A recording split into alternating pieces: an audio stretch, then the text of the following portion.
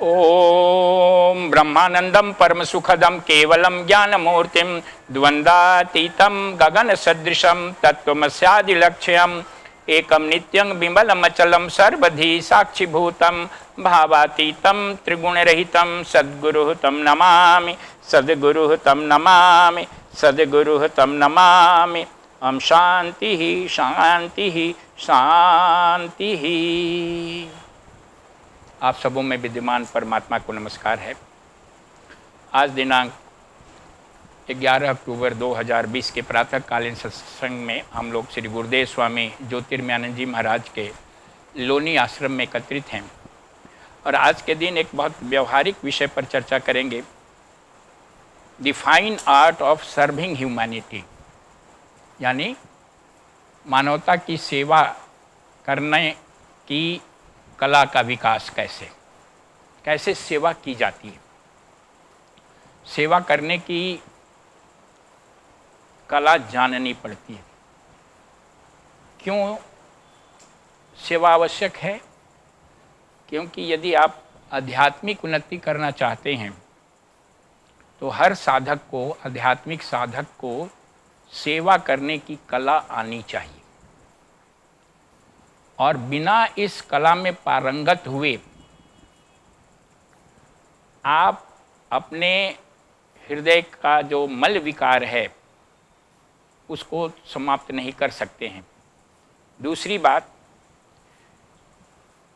कि आपकी आध्यात्मिक प्रगति कितनी हुई है, ये इस बात पर निर्भर नहीं करता है कि आप कितनी तपस्या किए, कितना जप किए, कितने देर तक ध्यान लगाया, कहाँ कहाँ तीर्थाटन किए, कितनी बार सत्संग में गए, बल्कि इस बात से इसकी जांच होती है कि आपको दूसरों की सेवा करने की आप में कितनी क्षमता है, आप किस हद तक दूसरों की सेवा करने में पारंगत हैं।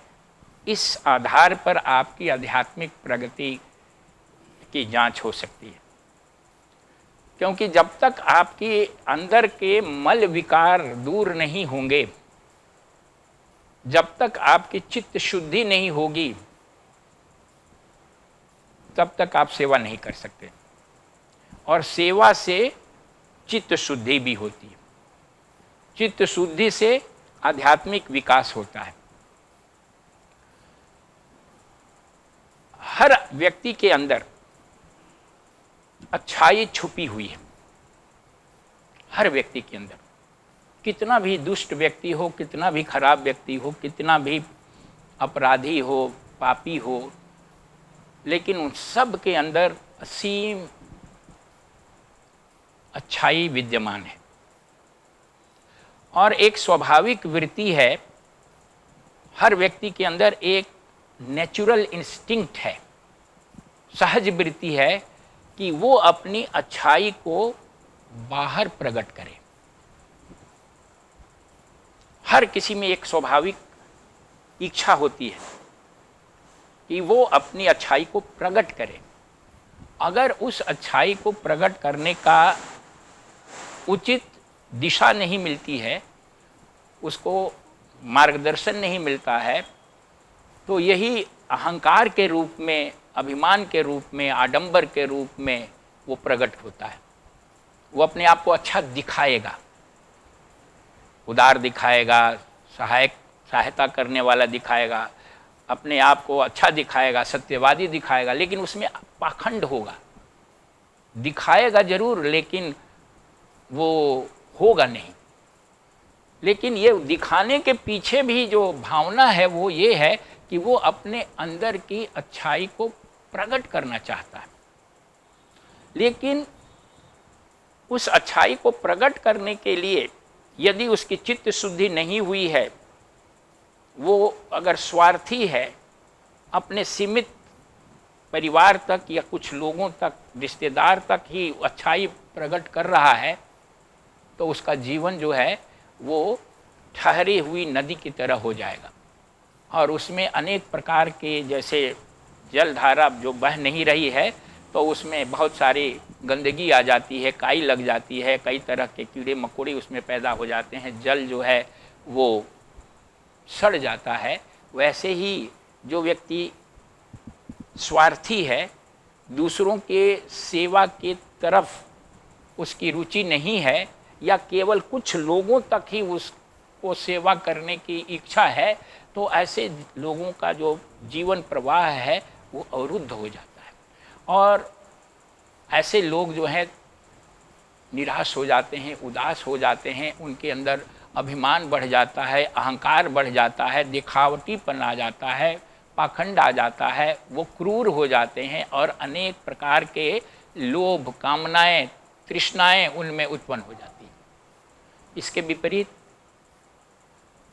जिनका जीवन साधना के कारण, जिनके चित्त की शुद्धि हो चुकी है, जिनके मल विकार समाप्त हो गए हैं और जिनका जीवन दूसरों की सेवा और सहायता करने के दिशा में लगा हुआ है, उनका जीवन बहते हुए जल की तरह होता है, पवित्र होता है। उसमें काई नहीं लगती है, वो जल सड़ता नहीं है, उसमें कीड़े मकोड़े नहीं पैदा होते हैं, बल्कि वो चमकती हुई प्रखर सरिता की तरह कल कल निनाद करती हुई ब्रह्मांडीय सागर के साथ आत्म साक्षात्कार के परम लक्ष्य तक पहुंच जाता है। इसलिए साधक को अपने जीवन में सेवा करने की कला में पारंगत होना बहुत जरूरी है। लेकिन इसके पीछे साधक को ये जानना चाहिए कि सेवा करने की फिलॉसफी, दर्शन क्या है। आप सेवा करने के पीछे का दर्शन यदि समझ नहीं लेंगे ठीक से, तो आप सेवा करने की तरफ सही माने में नहीं बढ़ेंगे, दिखावटी बढ़ेंगे, सही माने में नहीं बढ़ेंगे। इसके पीछे एक लॉजिक है, इसके पीछे एक दार्शनिक नियम है। फिलॉसफी ये है सेवा के पीछे कि वास्तव में सारी जो आत्माएं हैं वो एक हैं। अनंत जीवात्मा आपको दिखती हैं संसार में, जितने नाम हैं उतने रूप हैं, उतने ही आत्माएं हैं और उतना ही विभिन्नताएं आपको दिखती हैं। लेकिन दर्शन ये है कि वास्तव में नाम रूप की विभिन्नता, नानत्व, मल्टीप्लिसिटी दिखती जरूर है, लेकिन वो वास्तव में एक हैं। और आप जब किसी की सेवा करते हैं, किसी के प्रति अच्छाई प्रकट करते हैं, किसी को कोई अपना जो है आप जो है सहायता करते हैं, तो वास्तव में आप अपनी सेवा कर रहे हैं, अपनी ही अंतर आत्मा के दिव्य गुणों को उद्घाटित कर रहे हैं। ये फिलॉसफी है, ये जान लीजिए। आप सेवा किसी दूसरे की नहीं कर रहे हैं। आमतौर पर हम सोचते हैं कि मैंने उसकी सहायता कर दी, उसकी सेवा कर दी, उस पर उपकार कर दिया, वो मेरे से अलग था, भिन्न था। ऐसे सोच करके जो सेवा की जाती है वो अहंकार को बढ़ाती है। लेकिन सेवा के पीछे का दर्शन यदि आप ठीक से समझ जाएं, फिलॉसफी समझ जाएं, लॉ समझ जाएं, तो उससे सेवा करने वाले का अहंकार नहीं बढ़ता है। जैसा कि मैंने कहा कि नाम रूप के विभिन्नता से भरे इस संसार में कहीं द्वैतता नहीं है, डुअलिटी नहीं है, दो नहीं है। ये सब सृष्टि एक है, एक ही आत्मा अनेक रूपों में प्रतिभासित हो रही है, प्रकट हो रही है। इसलिए किसी और आत्मा की सेवा या सहायता या उपकार करते समय हम वास्तव में अपनी सेवा, सहायता और उपकार कर रहे हैं। इसलिए यदि आप सच्चे हृदय से और सच्चे भाव से और आध्यात्मिक रूप से जब आप किसी की सहायता करते हैं, तो आपको अंदर से बहुत आनंद मिलता है, आह्लाद मिलता है। आप देख लीजिएगा करके। वास्तव में जब आप किसी की सहायता, सेवा, उपकार करते हैं सही माने में, अहंकार को अलग हटा करके, तो आपको कोई पहचान करे या ना करे, आपको कोई बहुत बड़ा इनाम मिले या ना मिले, आपको समाज में पद प्रतिष्ठा मिले या ना मिले, लेकिन आपको स्वयं में एक अद्भुत संतोष, आनंद, आह्लाद, खुशी का अनुभव होता है। इसका कारण ये है कि जब आप इस प्रकार की सेवा करते हैं तो वास्तव में आप अपनी आत्मा के ऊपर पड़े हुए मल विकार को के ऊपर जो आवरण पड़ा हुआ है मल विकार के रूप में, उसको कम कर देते हैं और आप अपनी आत्मा के नज़दीक आ जाते हैं, उसके प्रकाश को अनुभव करते हैं। आपकी चेतना में विस्तार होता है। इसका ठीक उल्टा है, यदि आप किसी की सेवा सहायता अहंकारिक दृष्टि से करते हैं कि इसको ओब्लाइज करना है, इससे कुछ लेना है, इसको फेवर लेना है, या इसको जो है इतने ज़्यादा उसमें एहसान से दबा दो, ये हमारे से कभी विपरीत न जाए, इस तरह के कोई भी स्वार्थ भाव से यदि आप किसी की सेवा करते हैं तो आप सेवा करने के बाद एक तो उसको नीच समझते हैं कि ये दुखी है, नीचा है, इसको कुछ कर दो, मतलब उसको इन्फीरियर, आप अपने से इन्फीरियर समझते हैं। आप अपने अंदर सुपीरियरिटी कम्प्लेक्स आपके अंदर आता है कि मैं इतना शक्तिशाली हूँ, इतना महान हूँ, इतना बड़ा हूँ कि मैं इसकी सेवा, इसको कुछ कर रहा हूँ, उपकार कर रहा हूँ, ये मेरे उपकार से मतलब कुछ लाभान्वित हो रहा है। अपने अंदर महत्व भावना लाते हैं, सुपीरियरिटी कम्प्लेक्स, और जिसकी सेवा आप कर रहे हैं, जिसका उपकार कर रहे हैं, उसके प्रति हीन भावना आप जो लाते हैं अपने मन में, तो इस कारण से आपके अहंकार का और ज़्यादा जो है बोझ बड़ा हो जाता है। तो ऐसा सेवा करने वाले व्यक्ति को न तो सेवा करने वाले को लाभ होता है और न ही जिसकी सेवा की जा रही है उसको लाभ होता है। वो भी आपके एहसान से दुखी हो करके बहुत ही अपने आप को नीचा समझता है और आप अपने आप को भी अभिमान से ओतप्रोत कर लेते हैं, तो आपकी चेतना अज्ञान और अहंकार के कारण और संकीर्ण हो जाती है। और कुछ ही समय के बाद यदि आपका और उसका जो लेन देन का जो ये संबंध बना कि आपने उसको दिया और उससे कुछ नहीं मिला, तो आप दोनों के बीच का जो संबंध है वो बहुत कटु हो जाता है। आप सोचने लगते हैं कि मैंने तो उसका इतना उपकार किया, वो इतना निकला बदमाश या वो नमक हराम कि उसने हमारे साथ ऐसा किया। तो लेन देन के रूप में जो उपकार और सेवा की जाती है वो वास्तविक सेवा उपकार नहीं है। इसलिए आपको इसका आर्ट समझना होगा, इसकी कला जाननी होगी कि सेवा करने वाले और सेवा पाने वाले दोनों का लाभ हो। यदि आपके हाथ में या किसी शरीर के दूसरा अंग में कोई बीमारी है, तो आपका दूसरा अंग, अगर ये पैर में कोई तकलीफ है तो हाथ इसकी सेवा करता है या इसको किसी प्रकार से लाभ पहुंचाता है, तो हाथ के अंदर कोई महत्व भावना या सुपीरियरिटी कम्प्लेक्स नहीं आ जाती है कि मैंने पैर का कांटा निकाल दिया, पैर का घाव धो दिया।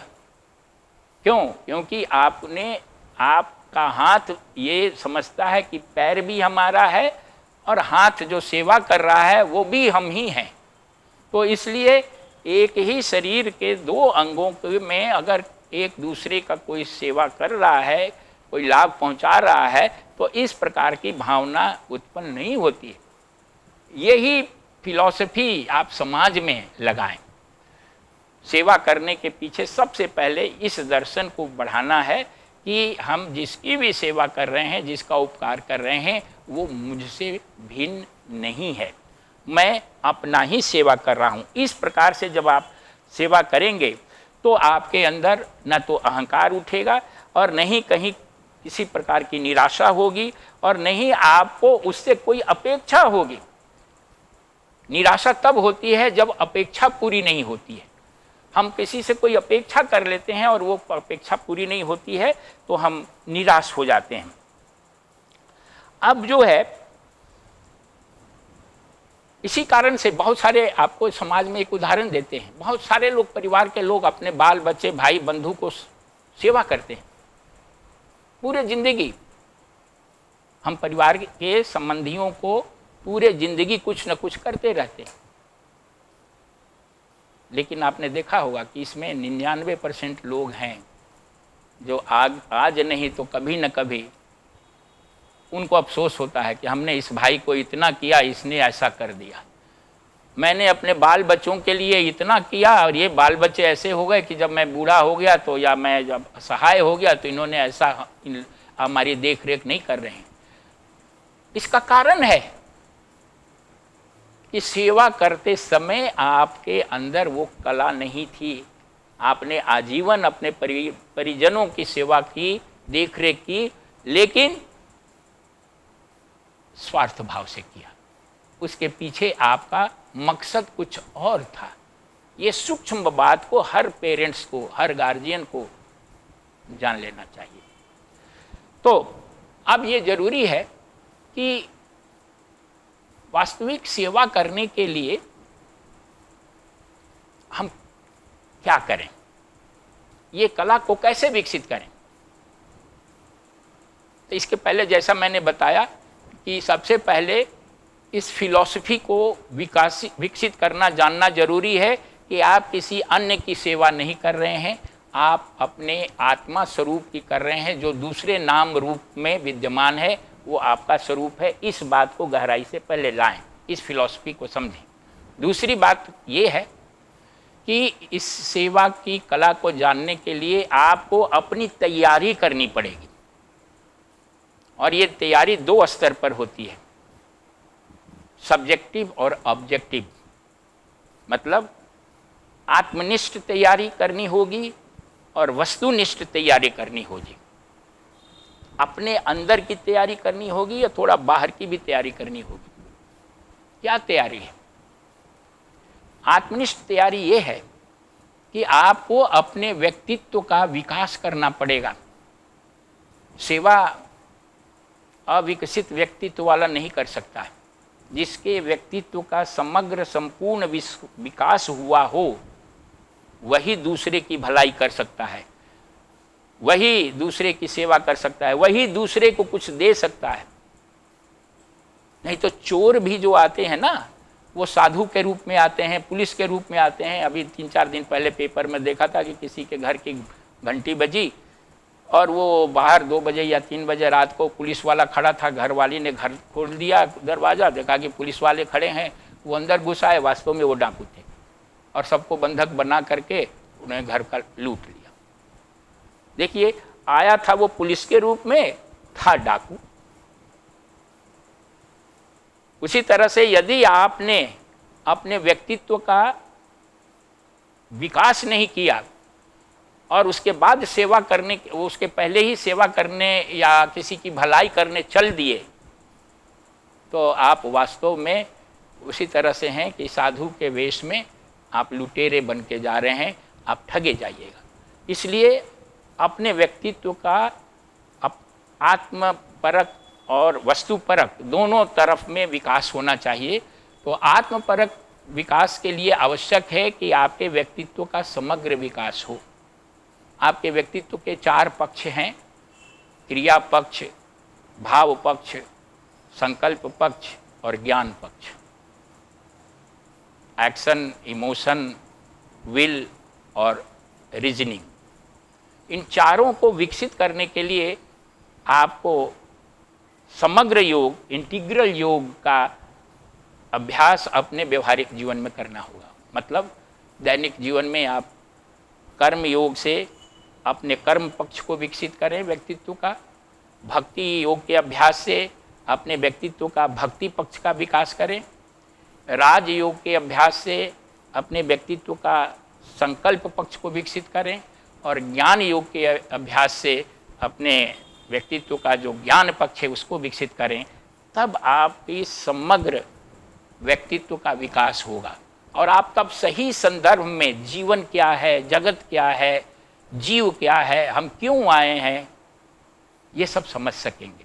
तो ये सब्जेक्टिव तैयारी यानी आत्मविकास के लिए समग्र योग का अभ्यास ये करना होगा। इसके साथ साथ ऑब्जेक्टिव तैयारी भी करनी होगी, बाहर की तैयारी भी करनी होगी।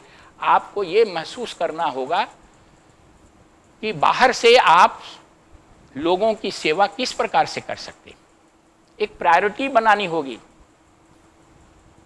ये कोई ज़रूरी नहीं है कि आप किसी का अच्छाई करने के लिए, अच्छा करने के लिए, भला करने के लिए आपको कोई बहुत पैसे वाला होना चाहिए, बहुत बड़े ओहदे पर होना चाहिए। जैसे बहुत सारे लोगों को है कि जब तक मिनिस्टर नहीं बनेंगे तब तक हम समाज की सेवा कर ही नहीं सकते हैं, इसके लिए हमें मिनिस्टर होना ज़रूरी है, एमएलए एमपी बनना ज़रूरी है। ऐसी बात नहीं है। या धनवान होना ज़रूरी है, ऐसी भी बात नहीं है। ऑब्जेक्टिव तैयारी के लिए आपको जानना है कि आपके जो साधन हैं, मीन्स हैं, उनको शेयर करना है। चाहे छोटा से छोटा हो, कम से कम हो। वास्तव में सेवा करने के पीछे की मनसा आपकी कैसी है वो महत्वपूर्ण है। आप कितने अमाउंट में, कितनी मात्रा में, कितने फिजिकल तौर पर कितनी बड़ी संख्या में आप सेवा कर रहे हैं वो महत्वपूर्ण नहीं है। कि आपने 1000 लोगों को भोजन करा दिया वो महत्वपूर्ण नहीं है। आप 2 रोटी भी दे दी किसी को वो महत्वपूर्ण है, लेकिन किस भाव से दिया ये जरूरी है। मुख्य बात है भावना का। तो ऑब्जेक्टिव रूप से, बाह्य रूप से, वस्तुनिष्ठ दृष्टि से आपको ये तैयारी करनी है कि अपने को देखना है, अपने साधनों को देखना है, फिर अपने आसपास के लोगों जिनकी सेवा आप करना चाहते हैं, जिनका उपकार करना चाहते हैं, उनकी आवश्यकता को देखना कि वो किस प्रकार के, उन्हें क्या चीज़ की आवश्यकता है। अगर कोई व्यक्ति अभी आया है प्यासा हुआ तो उसको 1 गिलास पानी की आवश्यकता है बस, उसको और कुछ ज़्यादा चीज़ की आवश्यकता नहीं है, उसको पानी पिला दिया जाए, वही उसकी सेवा हो जाएगी। इसके साथ साथ फिजिकल सेवा मतलब वस्तु के रूप में सेवा बहुत अच्छी बात है, लेकिन कोशिश ये करनी चाहिए कि व्यक्ति की आत्मिक रूप से सेवा करने का प्रयास किया जाए, क्योंकि सबसे बड़ा उपकार किसी भी व्यक्ति पर ये है कि हम उसको अज्ञान के अंधेरे से जगा करके ज्ञान के प्रकाश में ले आएं। ये सबसे बड़ी सेवा है। जो जीवन अज्ञान में लिप्त है उस जीवन को ज्ञान प्रदान करें, प्रेरित करें कि वो ज्ञान में प्रगट जगे। मानवता का सबसे बड़ा उपकार उसे आध्यात्मिक ज्ञान प्रदान करना है। अगर किसी का जीवन अधोगति की तरफ है, निम्न गति की तरफ है, नीचे की तरफ है, अगर उसके जीवन को ईश्वरोन्मुख, ईश्वर की तरफ आप लगा देते हैं तो ये सबसे बड़ी सेवा है, उसका सबसे बड़ा उपकार है। इसका कारण क्या है कि जो कुछ भी भौतिक सेवा हो रही है वो व्यक्ति की तात्कालिक आवश्यकताओं की पूर्ति कर सकता है, कुछ समय के लिए उसे जो है उसके कष्ट से मुक्त कर सकता है, लेकिन वो फिर इस प्रकार के कष्ट में पड़ जाएगा। आवागमन के चक्र को समाप्त करने की दिशा में यदि हम किसी की सहायता करते हैं, वो आध्यात्मिक ज्ञान के द्वारा होगा। हम किसी को सत्संग में जाने के लिए प्रेरित करते हैं, हम किसी को साधना करने के लिए प्रेरित करते हैं, हम किसी को जो है अपने इस कोई प्रयास से उसके अज्ञान को दूर करने का कोई उपाय करते हैं या प्रयास करते हैं, तो हम उसके जीवन को ईश्वरोन्मुख यानी ईश्वर की तरफ प्रेरित करते हैं, आत्म साक्षात्कार की तरफ प्रेरित करते हैं, यानी उसके अज्ञान को दूर करने की ओर हम प्रेरित करते हैं। उससे लाभ ये होगा कि जिसका अज्ञान समाप्त हो जाता है उसे आत्मज्ञान हो जाता है, और जिसका आत्मज्ञान होता है उसे पुनः इस आवागमन के चक्र में, जन्म मृत्यु के चक्र में नहीं आना पड़ता है। हमारे दुख का कारण आवागमन के चक्र में बार बार आना जाना है। हमारा जन्म होता है इसलिए हमें दुख होता है। जन्म ही ना हो, आवागमन ही ना हो तो किसी प्रकार का दुख नहीं होगा। लेकिन ये तब तक नहीं होगा जब तक हम आत्म साक्षात्कार प्राप्त ना कर लें। इसलिए किसी भी व्यक्ति के लिए सबसे बड़ा उपकार ये होगा कि वो किसी दूसरे व्यक्ति को आत्मज्ञान के दिशा में लगा दे, उस पर चलाए या उसमें कोई मदद करे। इसके अलावे तो इसलिए अगर वो भौतिक सेवा नहीं भी कर रहा है, इतना ही नहीं है, आप किसी उदास निराश व्यक्ति को कुछ प्रेरणा भरे कुछ शब्द बोल देते हैं, उसकी उदासी निराशा को दूर करने के लिए उससे उत्साहित करते हैं, उसे अपने जीवन से लड़ने के लिए प्रोत्साहित करते हैं, तो आप बहुत बड़ी सेवा कर रहे हैं। सेवा का मतलब ऐसा ही नहीं है कि किसी को बहुत सारा हम धन दे दें या बहुत सारे उसका किसी तरह से हम कमियों को दूर कर दें, यही बात नहीं है। आप यदि आंतरिक रूप से शुद्ध हैं, उन्नत चित्त वाले हैं, सात्विक व्यक्ति हैं, तो आप कहीं पहुंच जाएंगे, उस वातावरण में उपस्थित हो जाएंगे, तो आपकी उपस्थिति से ही वातावरण में जो है एक सूक्ष्म रूप से पॉजिटिव वाइब्रेशन फैल जाएगा और वहाँ उपस्थित लोग जो हैं उत्साहित होंगे, प्रेरित होंगे, उनके मन में शुभ विचार उठेगा। तो इस बात को ध्यान रखना है कि हमें लोगों को ईश्वरोन्मुख बनाने में अगर हम प्रयास करते हैं तो हमारी वो सबसे बड़ी सेवा होती है। लेकिन इसके साथ साथ ये भी ध्यान रखना है, जैसा मैंने कहा कि कोई भूखा प्यासा व्यक्ति आए और उसको कहें कि भाई तुम ये पहले आत्मा का, परमात्मा का सत्संग सुनो, उसके बाद खाना पीना खाना, वो जरूरी नहीं है, वो ठीक नहीं है। उसे भोजन और प्यास पहले बुझाएं, फिर उसके बाद उसे आध्यात्मिक उपदेश दें। ऐसा नहीं कि आध्यात्मिक उपदेश देने के बहुत उत्सुकता में या बहुत ही लालायित ऐसा ना हो कि हम लोगों की भौतिक आवश्यकताओं को नज़रअंदाज कर दें। भौतिक आवश्यकताओं को नज़रअंदाज नहीं करना चाहिए।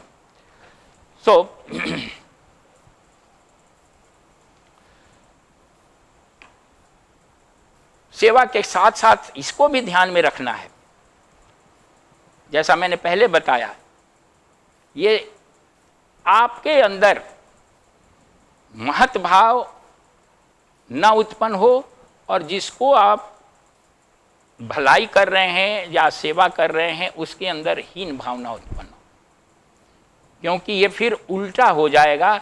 आप जो हैं सेवा करते हुए भी आप अवनति के गर्त में गिरेंगे, अपने आप को अधिक से अधिक अहंकार से, बोझ से बोझिल हो जाएंगे और बजाय उससे लाभ प्राप्त होने के आपको और अधिक हानि हो जाएगी।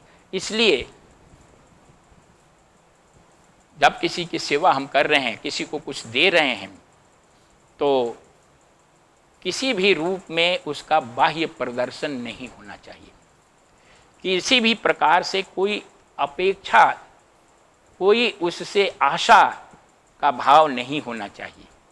किसी प्रकार का स्वार्थ उसमें नहीं होना चाहिए, क्योंकि आप जान लीजिए कि सच्ची सहायता, सच्चा उपकार करने का ऑटोमेटिक लाभ आपको चित्त शुद्धि के रूप में प्राप्त होता है। बाहरी लाभ प्राप्त करने की ओर यदि आपकी दृष्टि रहेगी तो आप वास्तविक सेवा, वास्तविक उपकार, वास्तविक लाभ आप नहीं कर पाएंगे। इसके साथ साथ आपको अपने दिमाग में ये भी रखना है कि जो सेवा करने की जो शक्ति आपको प्राप्त हुई है वो विभिन्न प्रकार से हो सकती है, हुई है। आप माँ बाप के रूप में बच्चों की सेवा कर सकते हैं, भाई के रूप में भाइयों की सेवा कर सकते हैं, समाज के नागरिक के रूप में समाज की सेवा कर सकते हैं, डॉक्टर के रूप में लोगों की सेवा कर सकते हैं, अपने वकील के रूप में, किसी भी प्रोफेशन के रूप में, म्यूजिशियन के रूप में, या किसी संत महात्मा के रूप में, किसी आध्यात्मिक मार्गदर्शक के रूप में, सहायक के रूप में, ये सब सेवा करने का ही रूप है। लेकिन उस सेवा के द्वारा, अब जैसे आप देखते होंगे कि दिन रात डॉक्टर मरीज देखता है, सैकड़ों हजारों, लेकिन उसकी भावना क्या होती है? या तो कमाई के लिए करता है या तनख्वाह के लिए करता है। अगर थोड़ा सा उसमें भाव बदल दे, वो कमाई और तनख्वाह के लिए करता है तो उसे पैसे मिलते हैं, कमाई होती है, तनख्वाह भी मिलता है, बहुत भौतिक रूप से वो सुखी रहता है, लेकिन आत्मज्ञान की तरफ में उसका विकास नहीं होता। बस थोड़ी सी जरूरत है उसमें अपने भाव को परिवर्तित करने के लिए, ये आर्ट विकसित करना होगा। अगर किसी की सेवा करने का अवसर यदि हमें मिल रहा है, भूखे को भोजन दे रहे हैं, प्यासे को पानी दे रहे हैं, किसी रोगी की हम दवाई दे रहे हैं या सहायता कर रहे हैं, या समाज में अभी लाइन कटी हुई है तो हमारे ध्यान जी की तरफ बिजली विभाग में जा कर के लाइन जुड़वाते हैं, तो जरा भी ये ध्यान नहीं होना चाहिए कि मैं गया तो लाइन आ गई, लोग को मिला, मेरे ही घर में थोड़ी अंधेरा था, सारे कॉलोनी में अंधेरा था, कोई नहीं निकल के आया, केवल मैं गया। ठीक है, वो अच्छी बात करा लिए, अगर ऐसी भावना आएगी तो वो सेवा का वो लाभ नहीं मिलेगा जो आध्यात्मिक लाभ इनको मिलना चाहिए था। जरा सा ये भाव आ जाती कि ठीक है, कोई नहीं गया है, आपका घर नज़दीक है, आपकी इच्छा है या आपके जान पहचान है या आप जा सकते हैं, कोई बात नहीं, सबके घर में लाइन आ जाएगी, ये मेरे भाई बंधु ही हैं, हमारी कॉलोनी वाले हैं, एक साथ रहते हैं, कोई नहीं गया, कोई बात नहीं, हम ही चले जाते हैं, अगर इससे लाइन आ जाए तो खुश होना चाहिए। बस ये एटीट्यूड हो जाए तो यही आपकी साधना हो जाएगी। ये सेवा जो है आपको चित्त शुद्धि करेगी। और अगले दिन जा कर के घूमते हुए बी ब्लॉक के पार्क में गए, वहाँ 10 आदमी देखी, कोई नहीं निकल रहा है, हमारे ऊपर लग गया है, हम कौन सा ठेका लिए हुए यहाँ का, तो आपने लाइन भी दिलवाई, गए भी, लेकिन आपको उसका लाभ नहीं मिला, आध्यात्मिक लाभ नहीं मिला। तो ये एटीट्यूड, आपको जो अपनी भावना है, इस भावना को बदल देंगे तो जो हम स्वाभाविक रूप से कार्य करते हैं वही हमारी आत्मा की सुंदरता हो जाएगी। जैसे पुष्प कोई खिलता है तो पुष्प खिलने के साथ उसकी सुगंध वातावरण में स्वाभाविक रूप से फैल जाती है। जब कोई सेवक जिसकी आत्मा का विकास हो रहा है तो सेवा करने के माध्यम से समाज को, संसार को स्वाभाविक सुख मिल जाता है। अब एक उदाहरण देते हैं, अब गांधी जी जैसे लोग थे, देश आज़ाद कराना था, तो उन्हीं को तो नहीं लगी हुई थी कि आज़ाद कराने के लिए, उस समय भी तो 30 करोड़ 35 करोड़ जनसंख्या भारत की थी, लेकिन एक दो व्यक्तियों के अंदर या एक ग्रुप के अंदर, हजारों मान लीजिए, अंदर एक भावना उठी और उन लोगों ने, न तो उनको तनख्वाह मिलता था, न तो कोई मिनिस्टर बनने की बात थी, न वहाँ कुछ था, लेकिन अपने भारत देश को आज़ाद कराने की एक ललक थी, लोगों को सुख देने की एक ललक थी। उस भाव से उन लोगों ने अपने जान को खतरे में डाला, बरसों तक जेल में रहे और कई प्रकार की पीड़ाएं झेली, और उसका लाभ आज तक हम लोग ले रहे हैं। हम लोग जबकि कुछ नहीं किया, हम लोगों का जन्म भी उसके बाद ही हुआ। तो ऐसा भाव होना चाहिए कि हम किसी भी प्रकार से कोई आकांक्षा ना हो। हम जब उन्नत होते हैं तो हमारे अंदर के जो आत्मा है वो इतनी विकसित हो जाती है कि हम दूसरे की सहायता किए बगैर रह ही नहीं सकते। अमेरिका के राष्ट्रपति अब्राहम लिंकन थे, तो एक जगह वो जा रहे थे भाषण देने के लिए, कहीं उनका प्रोग्राम था, और वो समय गाड़ी से या जैसे भी जा रहे थे तो उन्होंने देखा कि एक कीचड़ में कोई जानवर फंसा हुआ है। वो तुरंत गाड़ी रुकवाए, उसके बाद वो अपना सूट बूट पहने हुए थे, उस घुस गए उस कीचड़ में और उसको निकाला, बाहर से निकाल के बाहर कर दिया, फिर चले। अब वहाँ वो बहुत बड़ा कोई मीटिंग था, उसमें गए तो उनको सब पैर में, जूते में, सब जगह, वो रास्ते में थे तो अब लौट के नहीं आए, मीटिंग का टाइम भी हो रहा था, जैसे थे वैसे चले गए। और वो जाकर के उन्होंने कहा कि, और लोगों को आश्चर्य हुआ कि अरे ये कैसे आ गए हैं, ऊपर से नीचे तक कीचड़ में सने हुए हैं। तो क्लियरिफाई किया कि भाई ऐसा है कि ऐसे रास्ते में हमने देखा। तो फिर उन्होंने कहा कि आप लोग गलत मत कीजिए कि कोई मैंने उसकी जान बचा दी, गलत धारणा नहीं रखिए। मैं अपने आप को रोक नहीं सका, मेरे अंदर ऐसी बेचैनी हुई कि मुझे ये देखा नहीं गया, मैं रोक नहीं सका। मैं अपने मन को शांत करने के लिए हम उसको गड्ढे में गए और उसको बाहर निकाला। ये मेरा स्वार्थ था, हमने उसका उपकार नहीं किया। सेवा भाव वाले को ऐसा सोचना चाहिए। ये नहीं कि आपको हम सेवा कर रहे हैं तो हम कोई उपकार कर रहे हैं। आपने हमें अवसर दिया, आपकी सेवा करने का अवसर मिला। हमारे पास परमात्मा ने इतना दिया है कि हम किसी को धन से, सामान से, ज्ञान से या किसी भी तरह से हम अगर सहायता कर सकते हैं तो सोचना चाहिए कि परमात्मा की कृपा है कि मुझ में ऐसी उन्होंने ताकत दी है कि मैं कुछ बांट सकूं। ये उसके प्रति धन्यवाद देना चाहिए, और जिसको आप दे रहे हैं उसको प्रति भी अनुग्रहित होना चाहिए कि आपने बड़ी कृपा कर ली कि आपने हमारी सेवा को स्वीकार किया। ऐसी सेवा करने वाले और सेवा पाने वाले को हीन भावना या महत भावना नहीं होती है, ये दोनों को लाभ मिलता है। करने वाला ये समझता है कि ईश्वरीय कृपा से मुझे सेवा करने का अवसर प्राप्त हुआ, और पाने वाला ये सोचता है कि ये परमात्मा का प्रसाद हमें प्राप्त हुआ।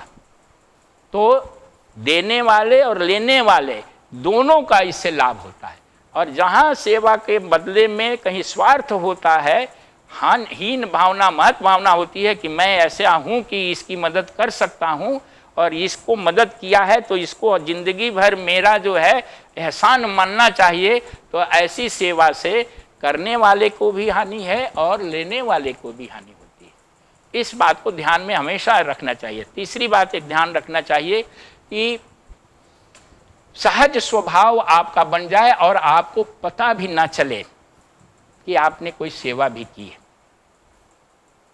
इसको ठीक से समझने के लिए एक छोटी सी कथा है। एक संत जी थे, वो बहुत साधना करने के बाद, तपस्या करने के बाद बड़े ऊंचे स्तर पर पहुंच गए।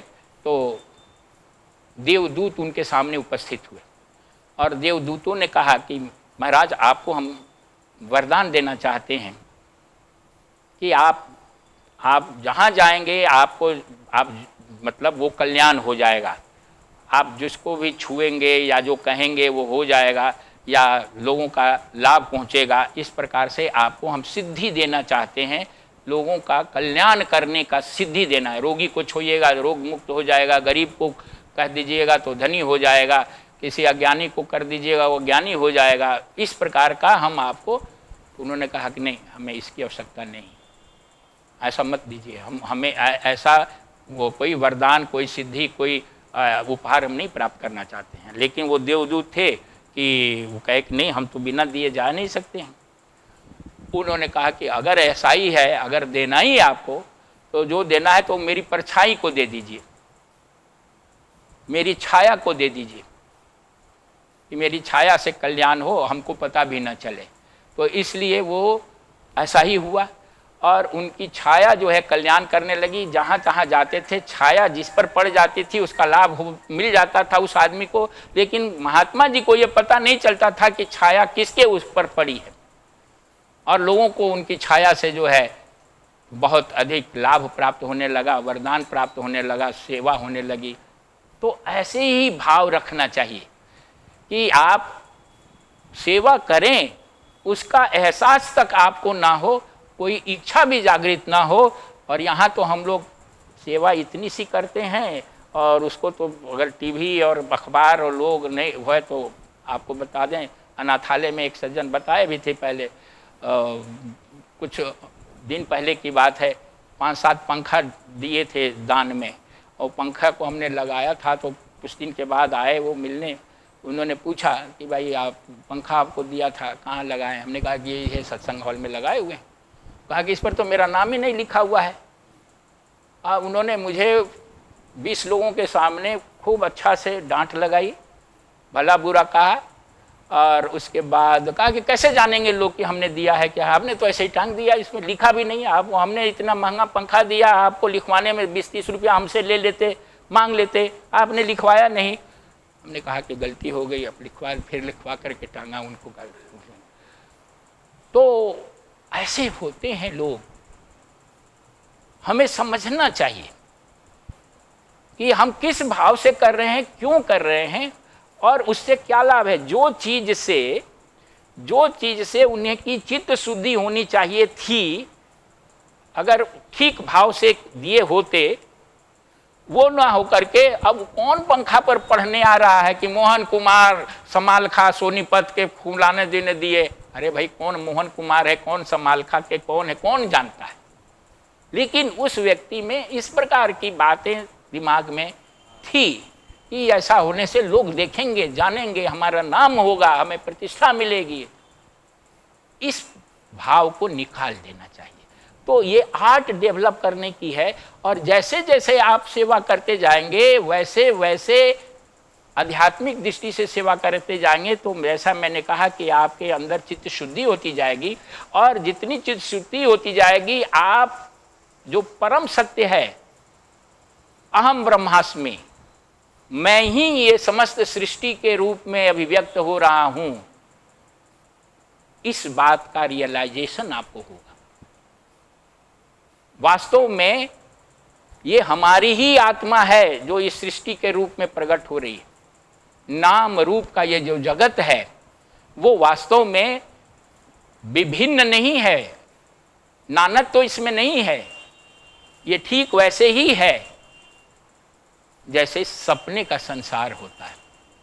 सपना आप देखते हैं तो वहाँ एक जगत होता है, एक संसार होता है, उसमें जंगल, पहाड़, पेड़, जीव जंतु, नदी और बहुत सारे लोग। आप अपने रिश्तेदारों को भी देखते हैं उसमें, माँ बाप को भी देखते हैं, दोस्तों को देखते हैं। लेकिन जग जाने के बाद अब जरा सोचिए, वहाँ क्या कोई संसार था? वहाँ आपके रिश्तेदार थे? ये सब कहाँ से आया? आपकी ही चेतना ने स्वप्न जगत को प्रक्षेपित किया, प्रोजेक्ट किया। मन के माध्यम से, आपकी चेतना मन के माध्यम से स्वप्न जगत का एक विस्तार किया। आपकी ही चेतना पहाड़ बन गई, आपकी ही चेतना जंगल बन गया, आपकी ही चेतना उसमें शेर बन गया, आपकी ही चेतना उसमें बकरी बन गया जिसको शेर खा रहा था। आप ही थे जो सब देख रहे थे, डर रहे थे। आपके अलावे वहां कुछ नहीं था, है ना? यही बात होती है ना, कहाँ था कुछ? कोई चीज अलग से तो होती नहीं है। वही चीज यहां भी है। इस जगह पर भी आप अभी तो देख रहे हैं कि ये नानत्व है, अलग अलग लोग हैं। ये हमारे मन के माध्यम से हमारी चेतना का ही विस्तार है। इसलिए यदि हम इनको या उनको या किसी को हम उपकार करते हैं, सहायता करते हैं, सेवा करते हैं, वो वास्तव में हम अपनी आत्मा की ही सेवा कर रहे हैं, अपने ही चेतना की सेवा कर रहे हैं। इसलिए इस ध्यान में रख के सेवा की कला को रखिए, और सेवा के माध्यम से अपने आत्मस्वरूप की अनुभूति कीजिए। ये सबसे सरल और सहज रास्ता है, और साधक को धर्म, जितने भी दुनिया के धर्म हैं, वो सब इस बात पर सहमत हैं कि हर साधक को सेवा करनी चाहिए, और सेवा के माध्यम से आत्मज्ञान के परम लक्ष्य को प्राप्त करना चाहिए। आज सत्संग को यहीं विराम देते हैं। आशा करते हैं कि ये चीज़ें आपको अंदर से व्याप्त होगी, और आप सेवा करते समय इन बातों को ध्यान में रखेंगे। ओम पूर्णमदः पूर्णमिदं पूर्णात् पूर्णमुदच्यते पूर्णस्य पूर्णमादाय पूर्णमेवावशिष्यते। ओम शांति शांति शांति। हरिओम तत्सत।